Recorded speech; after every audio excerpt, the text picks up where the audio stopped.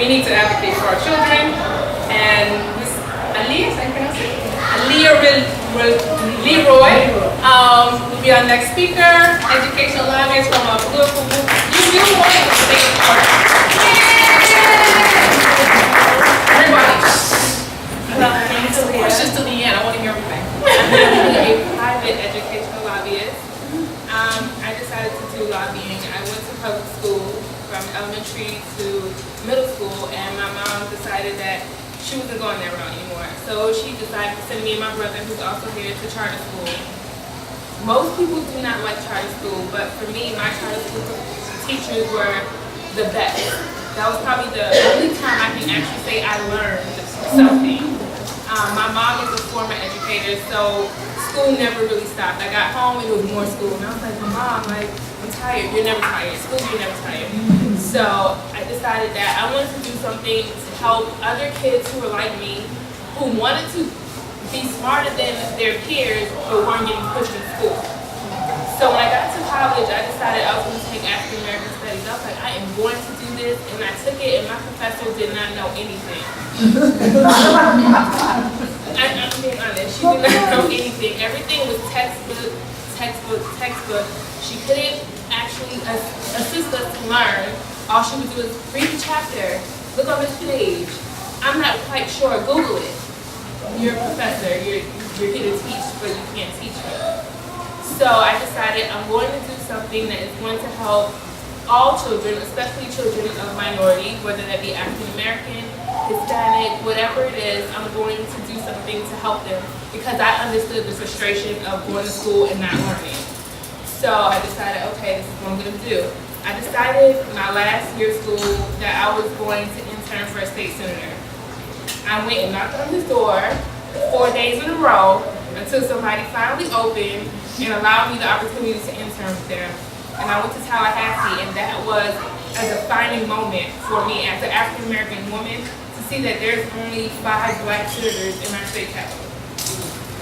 5. And to have just 5 people who are like me trying to advocate for people who are like us is something that's eye-opening, because oftentimes we assume that, well, you know, if we send our child to this school or we do this or we do that, but you have to understand everything plays a role in your child's education. So we have 20 white senators. They're not really advocating for people who are not like them. So what we do honestly need to get out and vote for black people, or people, not just black people, people who actually want our children to move up in society. So the first thing I'm going to talk about is political agendas and how it affects our public schools. So oftentimes we decide as parents what school we're going to send our children to. And as the last 2 speakers spoke about, we decide how our children learn. So if we send our child to a public school and they're not learning, we have the right, depending on where you stay, Dade, Broward, or Monroe County, you have the right to request an E8 form. So what an E8 form is that you want your child to be transferred to another school. You decide what school that is, but it does have to be within a certain distance from your home.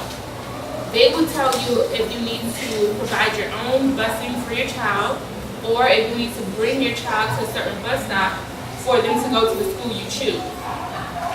Now, when your child does go to that school, if you decide that that school is not good for them either, you have to wait another year to request another E8 form.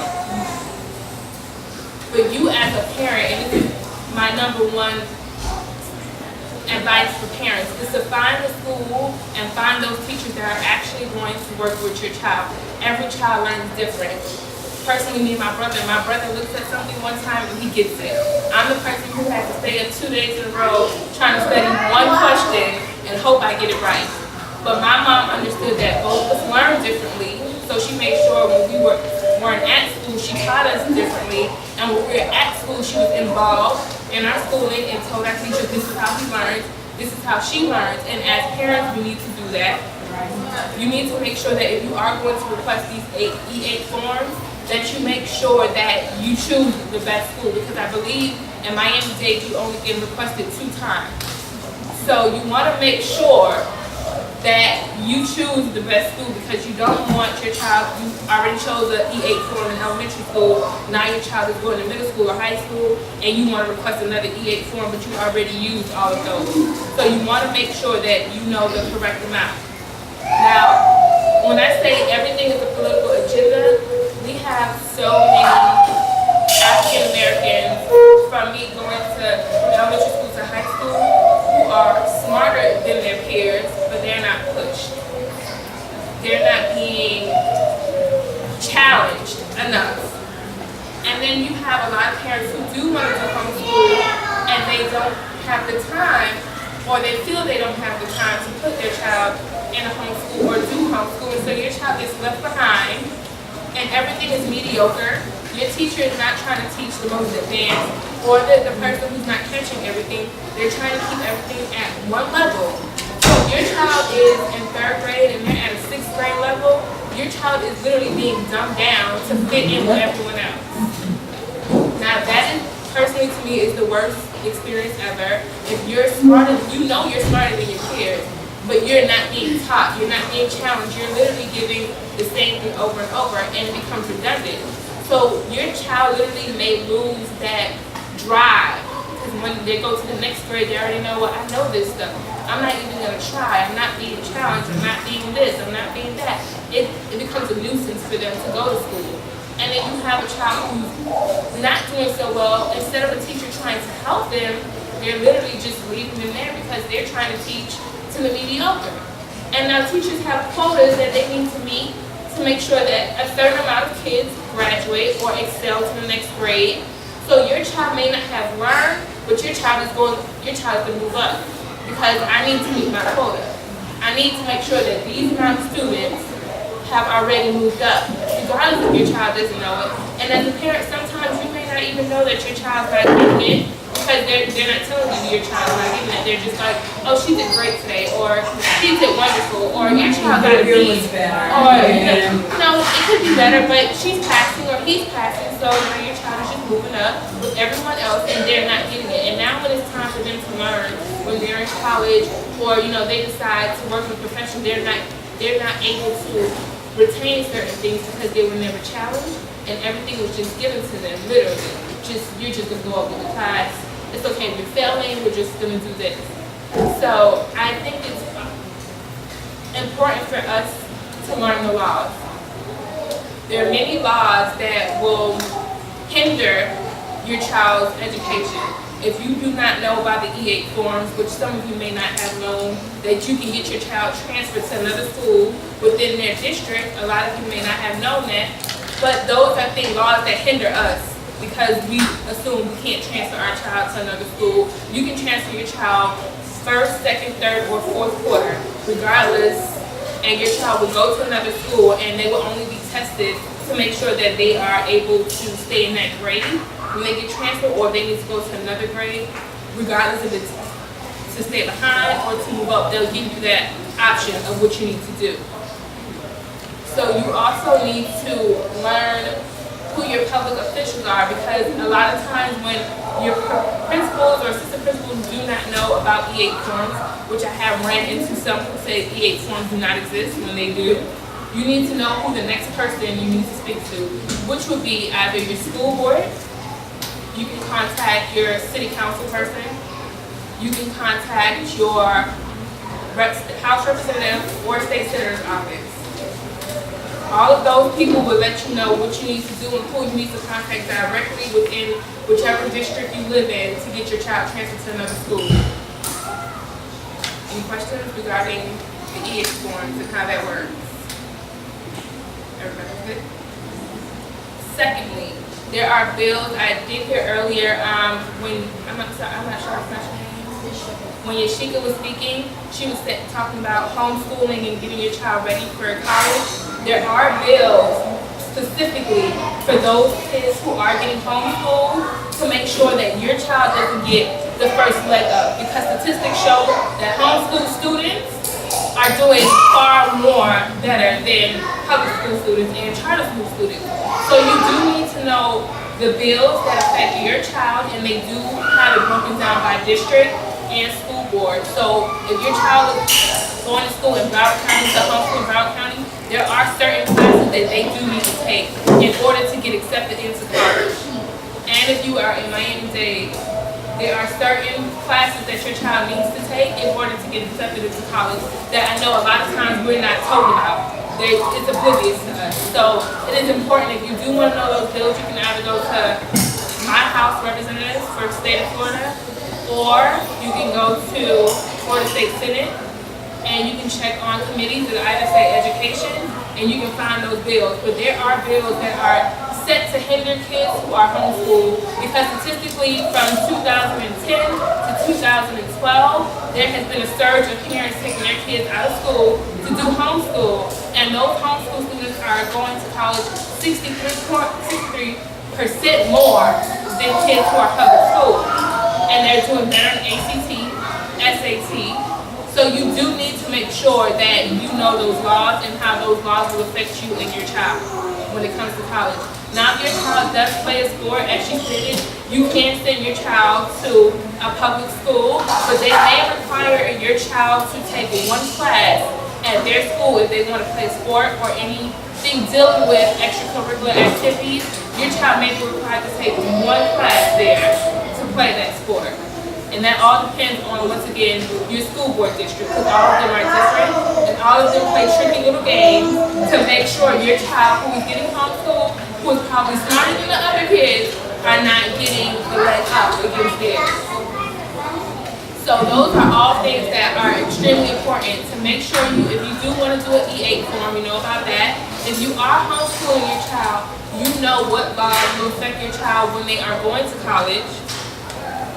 And if your child wants to do anything extracurricular outside of homeschooling with a school, that you know if that school and that school board district requires you to take a class on that school campus. So those are all things that are important. Also, if your child is in high school grade level and you want to do dual enrollment, which means your child can go to homeschool and actually take college classes, there are forms that can be filled out for that, and all of that also you will need to know there is a particular form, I'm not really sure what it's called, that you need to fill out for your child to do that. Secondly, the dumbing down.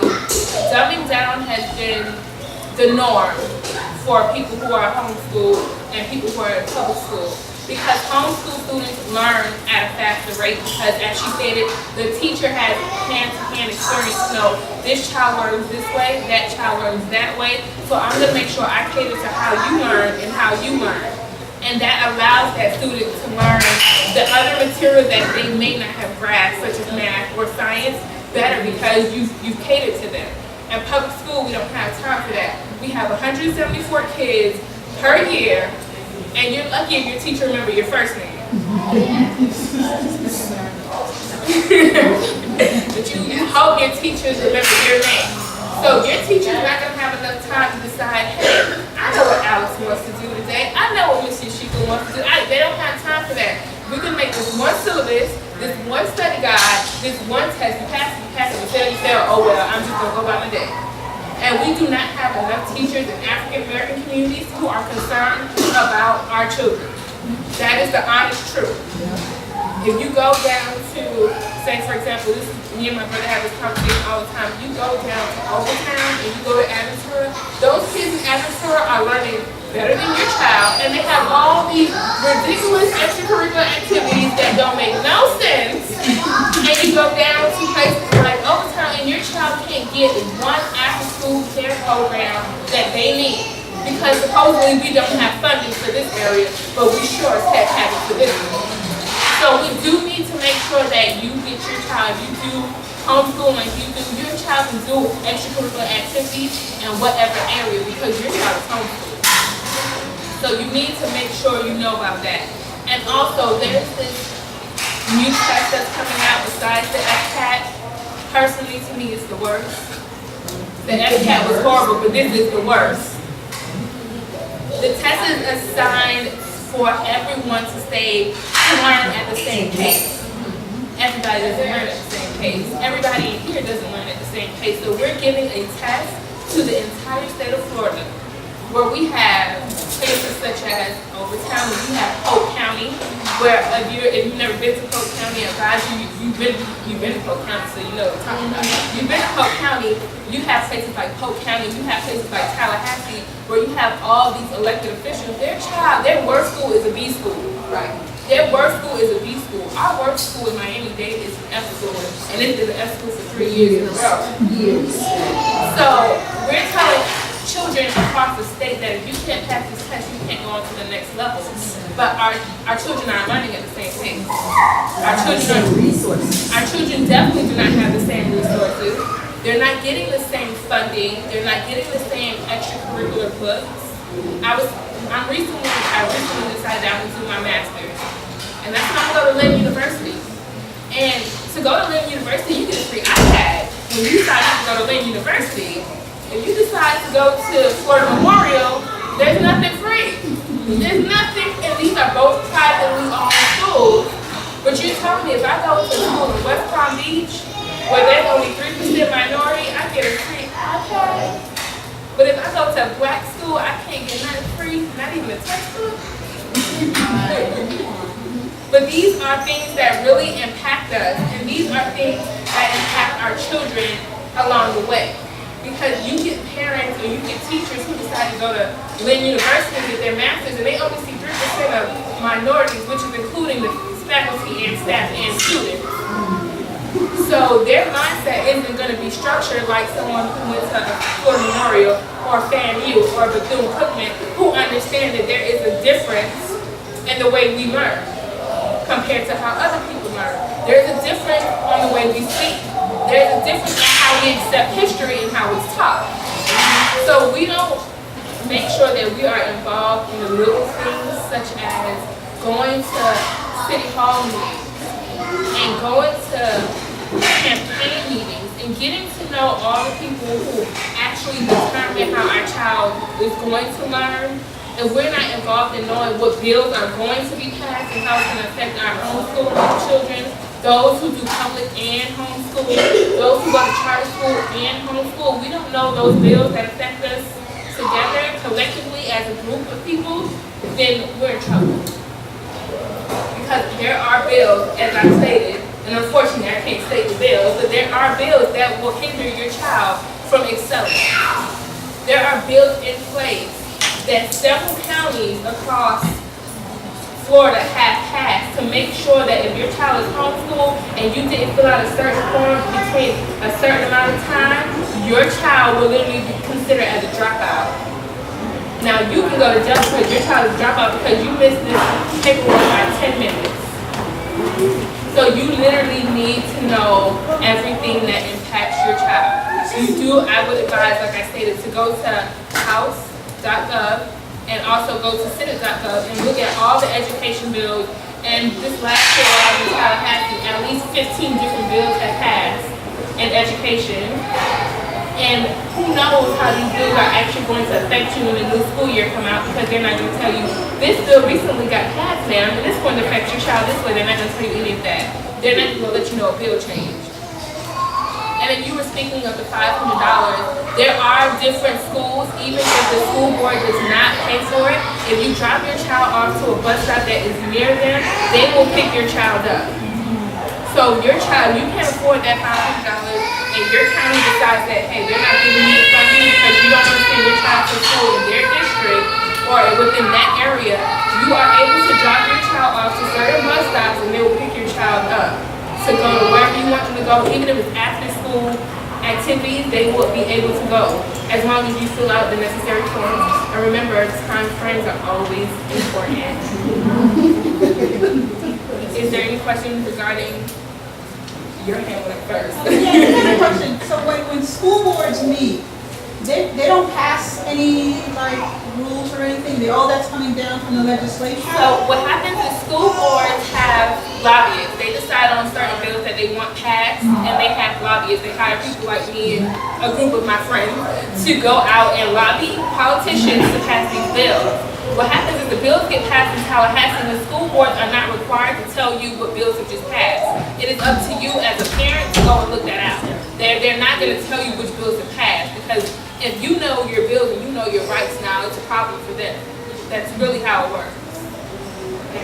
Yeah, reference transportation, you said the school board can, if your child goes to an independent school or a private school or a charter school, they can pick that $2 child and If your child goes to, say for example, your child goes to homeschool and you don't want your child to do any extracurricular activities within, say for example, I stay by New Orleans. If my mom homeschooled me when I was in high school, she didn't want me to go to New Orleans to do extracurricular activities and she could not afford and they would not provide a stipend for a bus to bring me there. My mom could literally meet up with someone and bring me to a bus stop and they would transport me from that bus stop to the school. Any other questions? Are there, I know in general, bills and laws, everything is public knowledge. They may not tell you it's there, but they have to put it out there. In respect to timeline, is it like based on a school year? Like if you have to fill this form out, like for homeschooling parents, is it like, usually these deadlines are in March or these deadlines are in August? All the deadlines vary because every school board requires you to fill out a form at certain times because you have to remember there's a certain amount of people who are set to work on these papers, these files themselves. So for example, Miami-Dade may require you to turn it in May 28th, and Broward County may require you to turn it in June 1st, and you can go up to Monroe County and they require you to turn it in August 1st. It all depends. You actually have to find out the forms that you want filled out. You can call your school board and they have to let you know what day.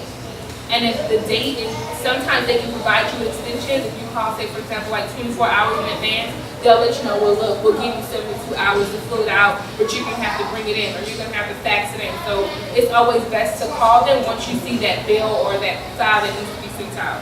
So how do you know, all right, I see a bill that says that there are requirements for homeschool, blah, blah. How do I know, does it then list what forms are necessary, or do I have to contact my particular school board? You have to contact your particular school board because what happens is when a bill is passed, the bill doesn't just affect Miami-Dade County, it affects all school board county, it affects all schools. So, for example, recently a bill passed regarding a health institution, right? So this bill doesn't just affect this particular health institution, it affects every health institution within the state of Florida. So now every school board has to not only amend that bill and put that in their code of conduct and all the other information that they provide to parents, but they also have to put their own deadlines. Then they may require extra forms. They're not going to require all the same thing. It's just the bill is set for them to use this bill how they want to use it, but this is the bill. You can require 13 forms. Some school boards may not require any form. So I recommend that you call your school board first and find out, hey, do I need to fill out a form? Or just to always keep a paper trail, email them, do I need to fill out any forms? Because sometimes they will tell you no, and then at the end of the year, they're saying your child didn't go to school, that they'll send you like a whole list of stuff that your child did not do, and you don't have any proof to say you called. So I would always recommend if you're not sure or you hear no and you call back and they give you a different answer, then to start keeping the paper trail. I recommend you do call the school board to get a name. See, because when you get a name, you can tie it down a little bit. As opposed to just calling anybody and they can blow you off. So a name will give you give the school board responsibility. That kind of thing. That's true, but also an email, because for the email you have proof that you wrote back to me. And if you're going to send an email to the school board, I would advise you put read receipt where it shows that they read it. And you have that time step that when they read it, because they can always say, for example, if everybody is using the same email address, because sometimes depending on the company, they may not give you a personal email, they'll give you like a generic email, Miami-Dade County School Boards or Broward County School Boards / whatever. That read receipt tells you what time it was read, and they're able to actually find out who was working at that time. So now the school board and that person is held accountable for what they like to do or like to tell you originally. Any other questions? You can sit in on school board meetings as well. They come on TV, and you can also log into your school's portal, whatever county you're in, and find out when the school board meeting is going to be held. I can tell you as a building steward, a union steward, when there's a bill that's passed, we are the first ones to know because we want to know how it's going to affect us in the classroom. The conversation is not always pro-student, it's pro-teacher. So as a parent, you want to be in on that meeting so that you know what teachers are saying about being held accountable to your child. And you will find it very interesting. And I will put it at that. That is very true. Also, when it comes to standardized testing, I am not a fan of standardized testing. I failed the MCAT 3 times, so y'all see why. I am not a fan of standardized testing. I was an AP student, and my charter school had this rule. You could not pass the FCAT, you could not be placed in AP anymore. So you were removed from AP until you can pass the FCAT. That was their rule. And that was the rule from Charter School USA. If your child cannot pass the FCAT, that means your child is obviously not competent enough to be placed in AP classes without telling you your child is not competent enough. So standardized testing to me just allows the state of Florida, or whatever state it is, to feel like they're doing something within the school. Instead of actually having a test that determines how your child is learning and how that teacher is performing, there are, say for example, the FCAT, well, I believe there should be tests, standardized tests within the district, not from the state level, but within the district to see what schools are performing well and what schools are not, what teachers are teaching well and doing well and actually impacting their students compared to the teachers who obviously are just there for the benefits, which there's not really good ones anymore, but they're just there for the benefits. I'm being honest. You need to actually know that those are, I believe, are the most effective testing because you know. That's not what you're saying. If you teach America, they come in for 2 years, teaches, and then leaves. That's stupid. Actually, I actually had a friend who she did some program when we graduated, and what happened is she's going to be working for, I believe, Polk County or Sarasota, one of those two. She's going to be teaching for 3 years to get her loans paid off. Do you seriously think she cares? They teach hard for 2 years. They teach hard. They don't care about results. They teach hard. It's all the room is decorated up, and then they go. And then they go. But you have those teachers who, there are some of them who are just like, you gonna pass my loan? Oh, okay, I'm gonna pass every day. And everybody's child gonna pass. Your child not gonna learn nothing, but they gonna pass. And we're not informed enough to know which teachers are just there for that certain amount of time. We just bring our child to school, you see the teacher. Some people don't even get to know their child's teacher. Some people literally just drop their kids out to the front of the school and then drive off. You don't know who's teaching your child, what they're teaching your child, and if they care about teaching your child. He had his hand up there. I had a question. Can you break down how the public school as well as the charter school system is funded? Is it based off of standardized testing? Is it based off of economically deprived areas or high income areas? How does that the funding the school funding starts?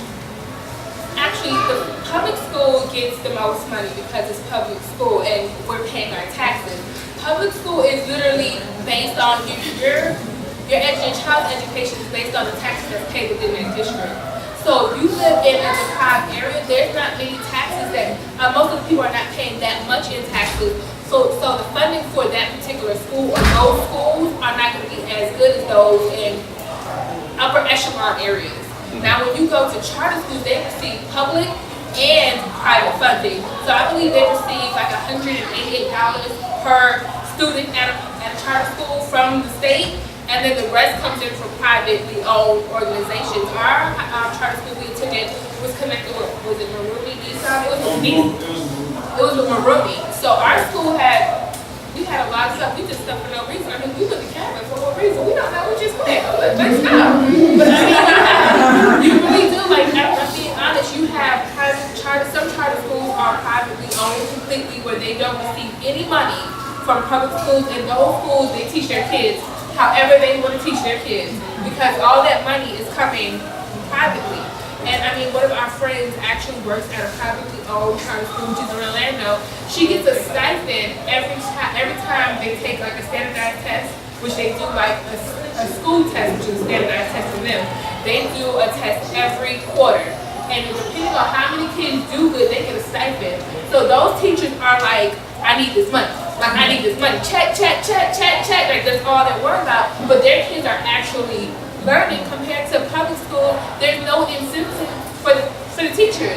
Even if your child, all the kids are doing good, you're not being rewarded as a teacher. So I personally believe, like, if you're going to send your child, I would personally say do homeschool because you know how your child's going to learn. Because you're determined that. But if you're going to do public or charter, it's best to do the research. But homeschool, I can't talk. I'm just gonna ask the important aspect of charter because also I can only speak for Dade County, but all public schools are funded publicly. All the charter schools in our district, there are 128 of them approximately. I think right now we're going to be more in the fall. Like you said, they get mostly public money, some private money, and some of them are run 100% by like private organizations like Charter Schools USA. All the charter schools in our district are required to pay Dade County Public Schools an administrative fee. So Dade County gets a piece of some of their money. And then because they don't get 100% funding, I don't know, it's 90 or whatever, then they have to find the rest. And I know a couple of my charter schools, they did some very good fundraising. They hold galas and so they raise some of those charter schools. They raise their own money and raise a lot of it to help fund some of their. So all of our charter schools, because they get our money plus they have to get their own. And like you said, I mean, I've seen some charter schools like Downtown Miami Charter. They do a phenomenal job at the Schools USA, but they do fundraising like crazy. And then one around the corner, Old Town, it's like a joke. And I know they get money, but I don't know what they do with the money. So I can't think of the name of it because I had it last year, and I told the district, do not send me back there because they do nothing with the kids, and I'm not going to work in a school that I'm watching them do nothing. Where school is this? The one at Old Town? I don't remember the name of it. But Downtown Miami Charter is like one of the. Is that one you guys saw on the news? Like, they was sued for something. But that administration of that charter school, they raise money, raise funds. They pull those kids in that weren't learning at Dunbar and all those other schools. They take those kids and they give them an adventure. I've never seen anything. The principal, she's not from here. She's from Connecticut. She had a very talented AP. Because what also matters, administration sometimes are talented. And those were two people that had mostly a lot of black children in their school. They were not black. Those two people were willing to learn. They went to workshops about black males. They did stuff that I never see other than because they really cared about those kids. And you saw how they work. But the rest of the chart, I went over town. It was a joke. I have more of a comment and not a question. Because my 11-year-old was at a charter school way out west. I mean, because what happens is families get caught up with the name brand school. Oh, it's an A school. Oh, it's out there with the white folks. Oh, my child will get the best education. You think wherever money is, that's where your child's going to get. And what happened for me was that my child's learning deteriorated because they were too busy having fundraisers, too busy pimping the kids on the dance team so parents could come and pay $12 to get in. And they're excited, they have their video cameras ready because they're watching their child dance, when in actuality all that money is pulled together to fund their agenda in the school. Meanwhile, you have children who are getting, they're teaching to the test, right? So the children are getting the true enrichment that they need. And then you have parents like myself who are just frustrated. I heard you mention earlier, and a lot of people here have said, learn the teacher, know your teacher. I know my teacher inside out, and I don't like what I see. I don't even know her no more. I was into that school. You have the right as a parent, if your child goes to charter public school, you don't like that teacher, and God knows why you don't like that teacher, you have a right to tell, I want my child in this class anymore. And they have to have your child out of that class and into another class by a week. In the charter school? Because I struggle. Regardless if it's public, private, or charter, especially if they're receiving public funding, public school funding tops anything else that they're receiving. That is state money.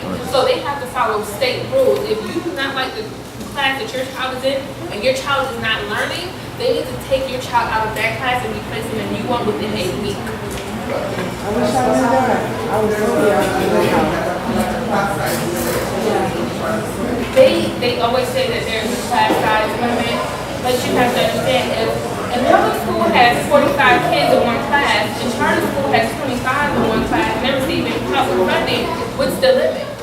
There is no limit. They're going to tell you, look, you can only have 25 kids in class because they don't want any issues. They don't want you to have to come back and be like, look, but once you open your state of Florida laws as a parent dealing with school and you show them that, okay, your child's going to be out by tomorrow. Actually, you won't have any issues. Your child will be out of that class. They always tell you that there's a limit because that's the easiest thing to kind of hush you up and, okay, well, you know, next year we'll give her a better teacher or she won't be in next class, but that's not how it works. Your child can be taken out next class within a week. That is the law.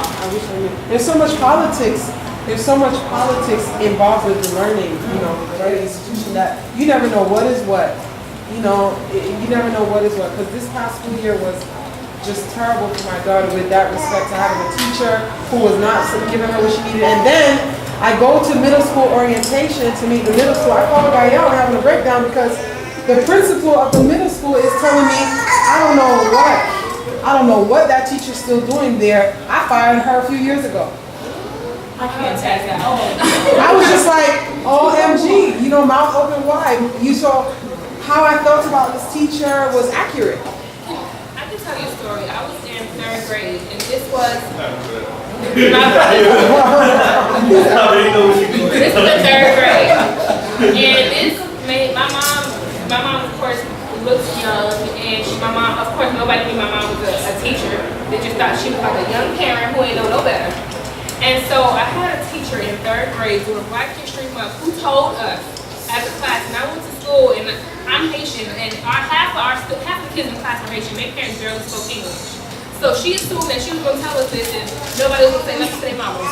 So she said, just like this, and I'm not trying to be funny, she said, I wish it was back in slavery where I can beat little black kids. Some of y'all just don't learn. And I went home like, Mommy, she said. And my mom went to the school. She was like, I didn't say that. She broke down apart. You know, students make up stuff. And she literally tried to make me feel 3rd grade, not knowing that my mom signed all my homework. She would throw my homework in the garbage. She literally said I never showed up to class, so I just stopped going to her class. I just stopped going to class in 3rd grade. Like, where am I going? So my mom literally my mom told her she would call the school board, and she requested a meeting with the social worker, with the principal, with the vice principal. She called the school board. Oh, all of a sudden, I went from failing 3rd grade to having that A I deserve.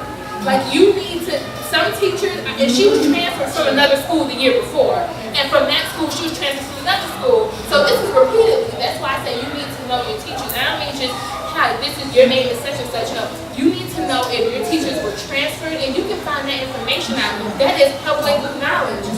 That is public knowledge. You can know if your teacher was transferred from another school and why they were transferred over. They're not going to just tell you, oh, if you want to find this out, you take a website to go to.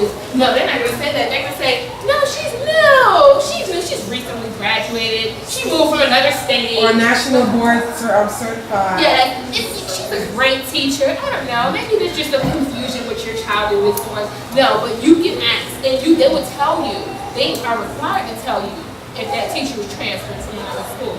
Which, of course, they're not going to just, you know, put on Channel 7 News if you have any questions regarding your child's teacher. They're not going to do that. They want you to search for all the answers you want. They're not going to give it to you.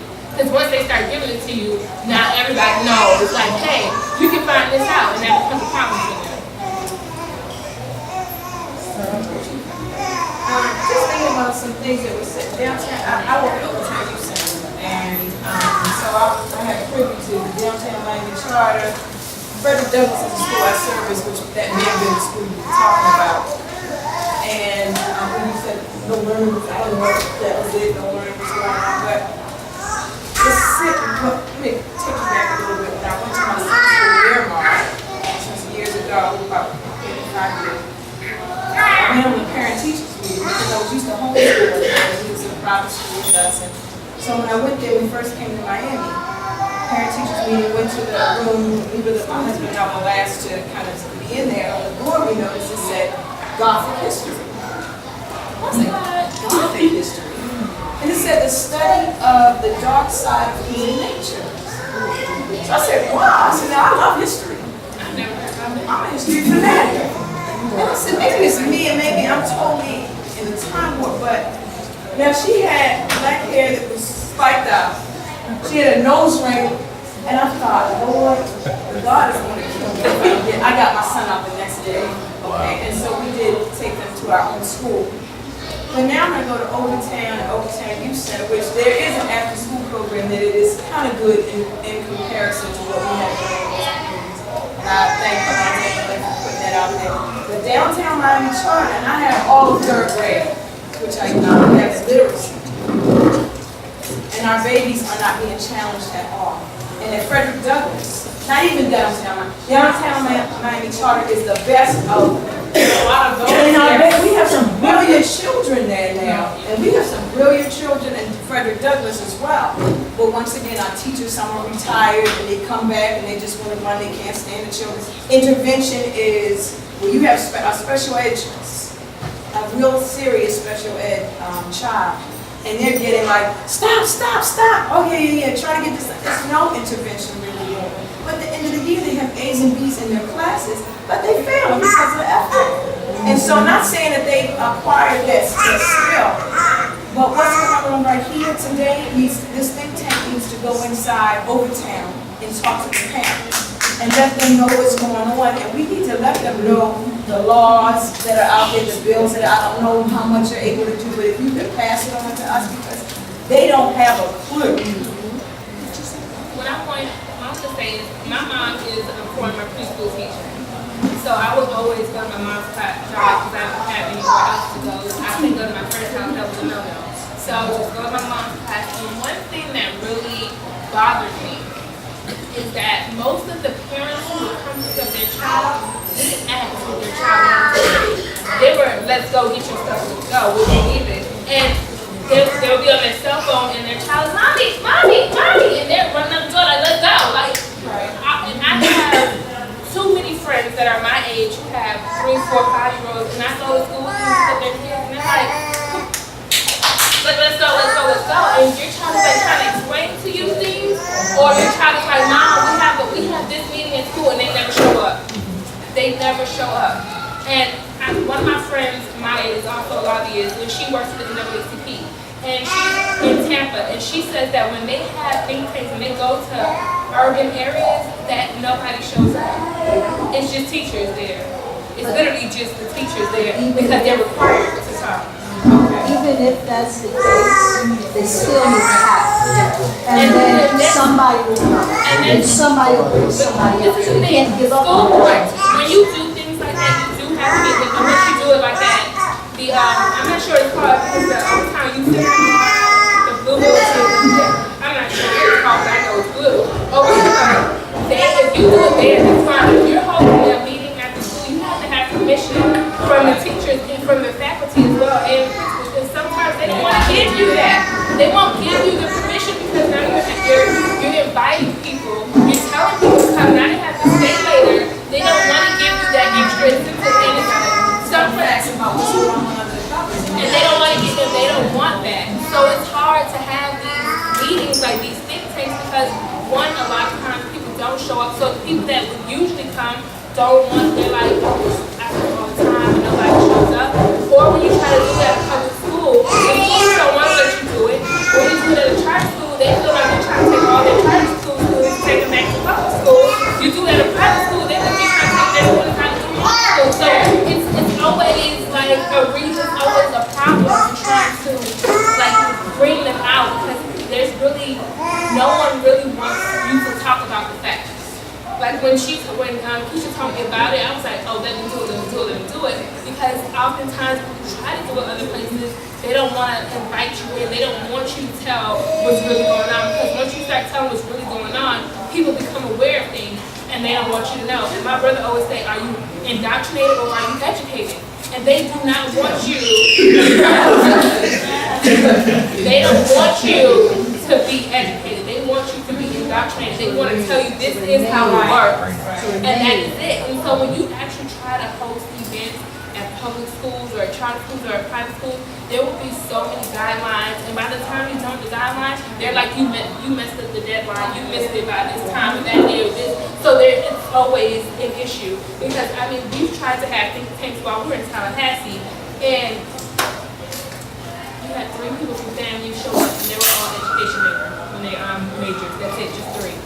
just three. And this is why we're here. But how many other communities are like this? How many other people are actually going to come out?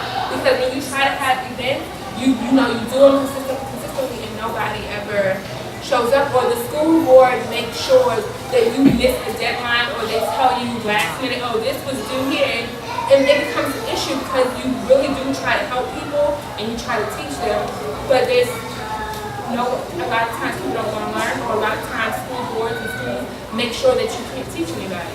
They really do. Any other questions? And doing this in the car, like. No, so my sister kind of gave me a compliment by saying she works harder than I do, and so that's kind of off the comment. But back to something that you said about the difference in how people are treated at mature or whatever, and how they're treated and over time or whatever. I work in a law office in Boca, and I can see the different levels of conversation depending on who I talk to. And it let me know a lot about how you've been educated. So I have 3 Caucasian males. They're about 22, 23. They're all about to go to law school. If not in law school already, they sit right next to me in the law office. Then I have my coworkers, kind of friends that are like 25, 26, 27.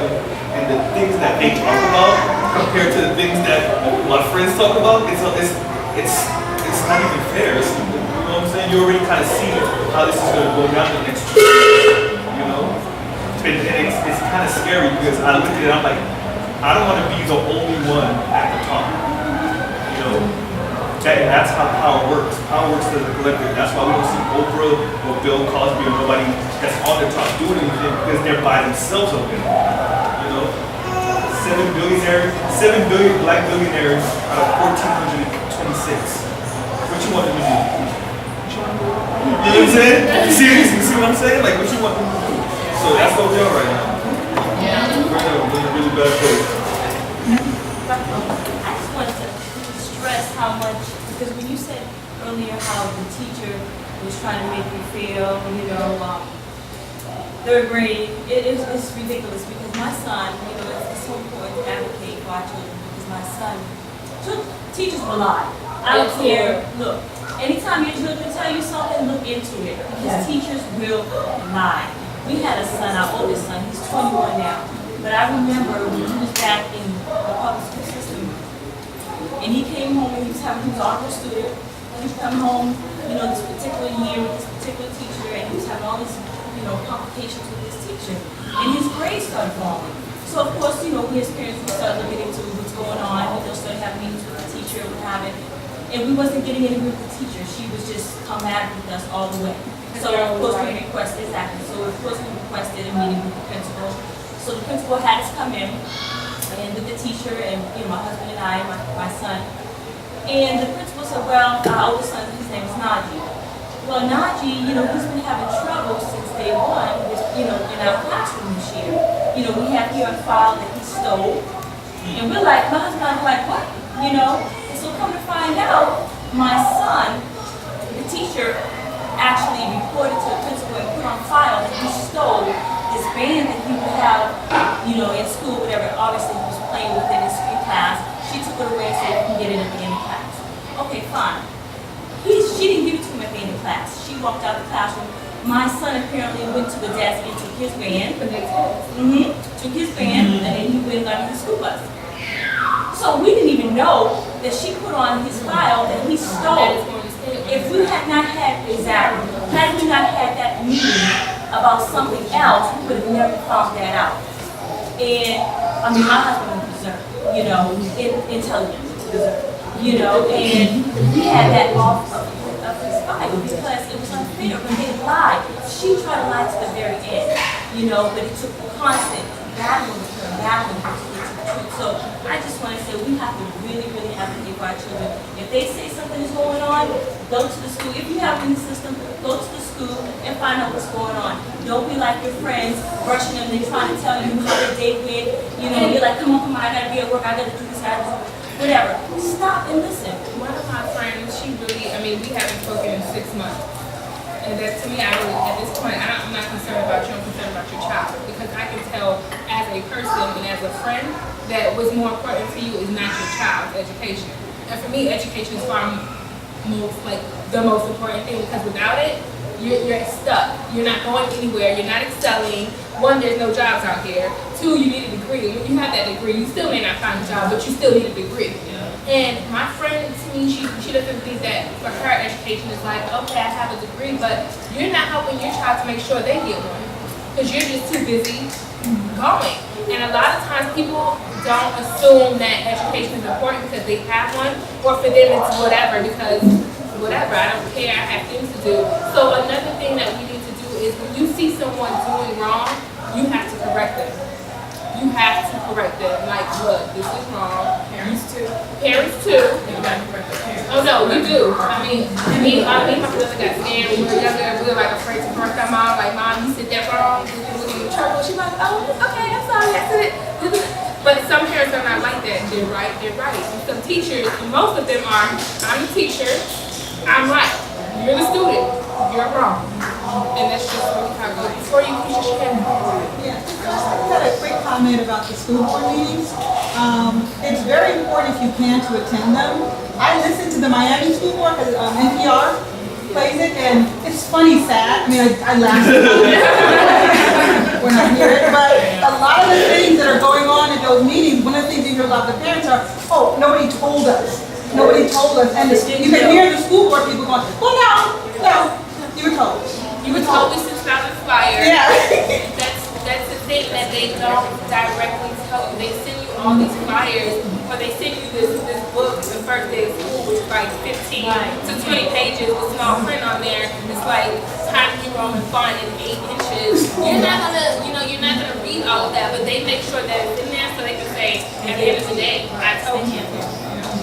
I just have a comment because I'm reading Dr. Amos Wilson's Awakening to Genius in the Black Child, and he says that if you don't understand that education is for nation building, you're gonna be that preoccupied parent. It's unfortunate. Correcting when you see someone, it's changing the mindset about what parenting is. I'm a social worker. I used to do something called First Wednesdays. The first Wednesday of every month, I would have a meeting in the school where I invited the parents. You have to have food. They won't come if you don't have food. You gotta have food. You gotta have food.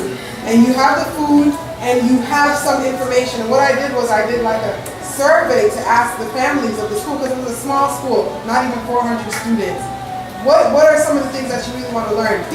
They know what they want to know, right? But they don't know how to do it. And that's the challenge. That's why I'm here right now, because I'm in the same situation. You know what I mean? So it's like if we don't look at learning as nation building, giving our students the tools that they need to give back to their people, it's hard to know what to do if you're not looking at it. And that's how we're going to awaken the genius in our children. I think another thing is that we're taught from elementary school what we're going to be. We're not taught to look out for other things. Because in elementary school, middle school, high school, nobody told me about the lobbyist. I didn't know what a lobbyist was. And I've met people who to this day when I say I'm a lobbyist, you work in a hotel? Like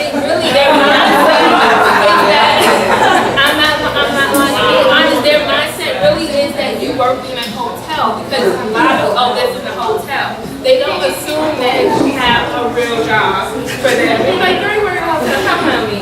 But like you really have, I mean, growing up, these were the things that people were taught to be: a teacher, a lawyer, a doctor, and if you're from the islands, like me and my brother, a nurse. Yes. Because if you're not a nurse, you didn't accomplish anything. Those are really what you're taught to be. You're not taught to be a civil engineer. You're not taught to be that. Chemist. You're not taught to be a chemist. You're not taught to be you're not taught to be any of that. You're not taught to be a litigation attorney. You're not taught. You're taught to do this. And this is how it's supposed to go. One of the administrative aides in the Senator's office I intern for, her daughter is 15. Her daughter went to Johns Hopkins for a summer program because she wants to be a neurologist. I said, you're 15. What? She said, I know what I'm going to do. This is what I'm going to do. Okay, this is what I'm going to do. And everything about her is, anytime she has free time, she's reading. Anytime she has free time, she's literally watching something or researching something dealing with neurology. And you are not taught this stuff though. Most of the times in schools, they keep you structured into what you're going to be. They don't try to help you, because there's a lot of times, my brother wanted to be a car designer, I don't know what it's called, but he wanted to do that, and my mom would buy him all these sketchbooks. And then he was supposed to go to Dash, which is like the design school. And because I couldn't get accepted, he was like, I'm not gonna go, mommy. But that's what he wanted to do. And now he decided to be a political science major. And a lot of people, their parents or the school doesn't allow you to change. They keep you in a box of what you're going to do, how you're going to do it, and when you're going to do it.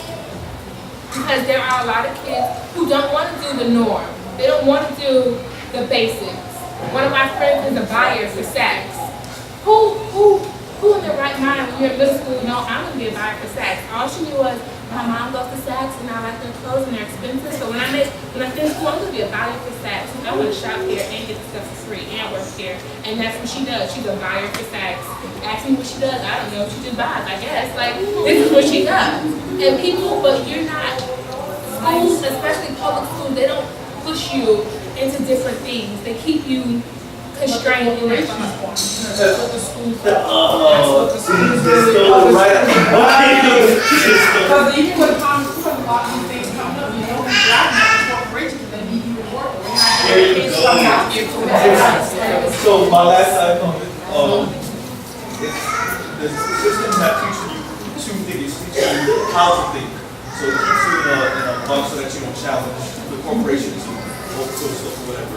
But speaking of something my sister said, I had a situation in the 6th grade similar to, I think, your son, I think. And in 6th grade, I had my math teacher, Mr. Turner. Mr. Turner, my math teacher, we kept on bumping heads. I was kind of like, I was kind of but we kept on bumping heads. It wasn't the work per se. It was just me as a person. And from the 6th grade on to now, I have a problem with math. Starting because I didn't really learn anything in the 6th grade.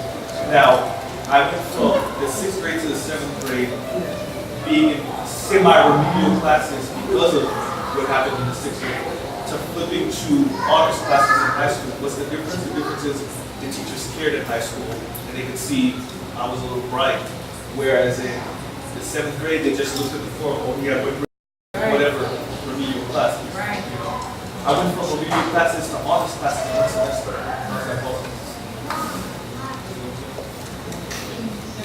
We're gonna wrap up. We're gonna be last of every. Yeah. I have a question and a comment. The comment is that I'm glad that there is a lobbyist here that has a focus on education. We're going to the homeschool convention this weekend. It would be advantageous for you to connect because at the homeschool conventions originally were put into place so that people could go to the table like they used to go to church to talk about what are we going to do next. So I'm glad that you are here, and I was going to, like I said, I was going to contact you.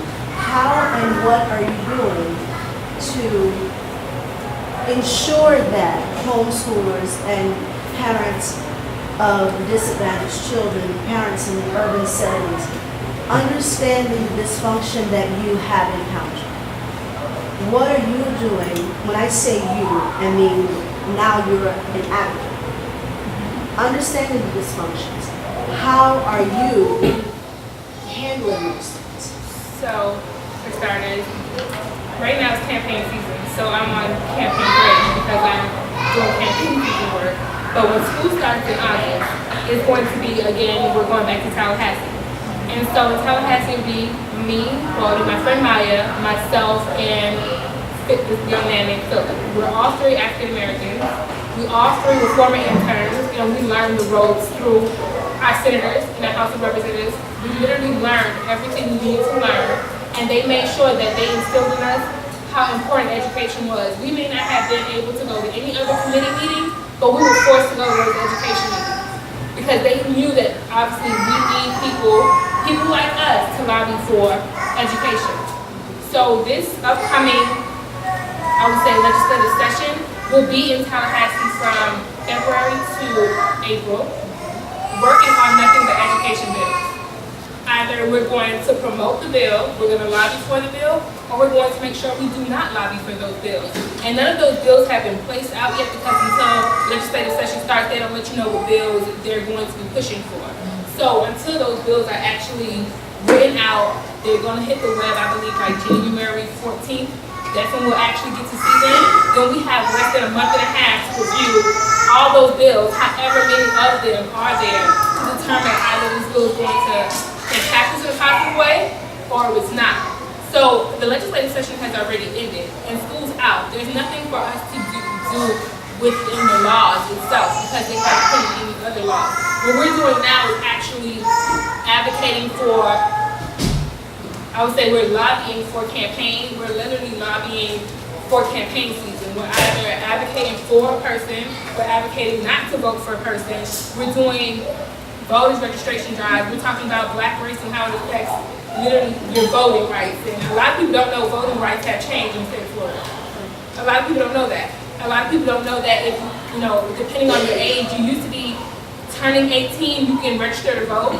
Now that it's not effective anymore, you have to vote on your 18. You have to be registered on your 18th birthday. You can't register before because you'll go on a pending list, and that pending list won't be seen until you're after you turn 18. So on your 18th birthday, then those are the things that we're working on now. But once legislative session starts and school starts, then we'll be working on the new bills, whichever those may be. Because I believe this year there was 50, 15 passed. So we don't know how many will be out next year. I know there's a McCain scholarship, there's a Step Up for Student scholarship, and those are monies that you can just take and have your student go to another school. Is there currently any way for homeschool parents to get the money that their student would be taking with them per capita into the school system? Okay, that I'm not sure. If you give me about 2 weeks, I'll give you a definite answer. Because I don't want to tell you a week, I'll give you 2 weeks, I'll give you a definite answer. Can you read the last one? Okay, good. Oh, okay. My question is, I don't know if I missed it. Do you personally have a blog or a website? Because for us, I mean, I know you have a million things probably on your plate, but if you, once the season starts, for the people who are doing their diligence and want to stay on top of the voting, what you could do is a blog that we all could look at or something that we know what's coming up. We know what we can also grassroots talk in our community that we need to look out for because you are already there and you're going to give it to us layman terms. You're going to break it down so then we can go out from your blog and say, hey, Insider is telling us this, this, and this. We can also directly email you and say, can you tell us what's coming up for the schools, what's coming up for homeschool?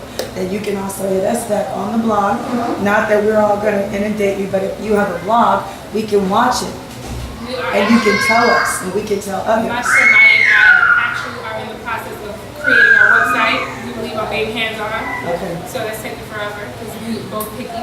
So it's actually going to be Race Florida, which actually, as in Race Matters and Race Florida. So it's going to be RACEFL. And once it's up, if I can find a way to get Repeat it again. I'll give it to her. Repeat it again. Race, RACEFL. And then that'll be up at sometime, I would say mid-August. We actually have a Twitter. We have our personal email. .org? Is it going to be an org or? We're not sure because mine is doing all of that. I'm just picking pictures because she said I'm too picky. Just keep it simple. Y'all can always keep adding and updating. Keep it simple. Just get it up so we can start reading. We would definitely have it up by mid-August. But I do know Maya has a blog where we both write on. I will look it up for you guys when I sit down and give you the name before I leave. And so we have that right now. Facebook? No, but I can create one by tomorrow. Yeah, because that's how we connect through Gayelle. I'll create one by tomorrow. So. Do you know if there's anyone in Tallahassee currently lobbying for diversity in children? I don't know if there's any particular lobbying for diversity in children's book. The only person I would think of would be Senator Bullard. Senator Bullard. Because he's the chair of the Education Committee. So you would most likely be able to find that out by him. And I can give you the office number for him.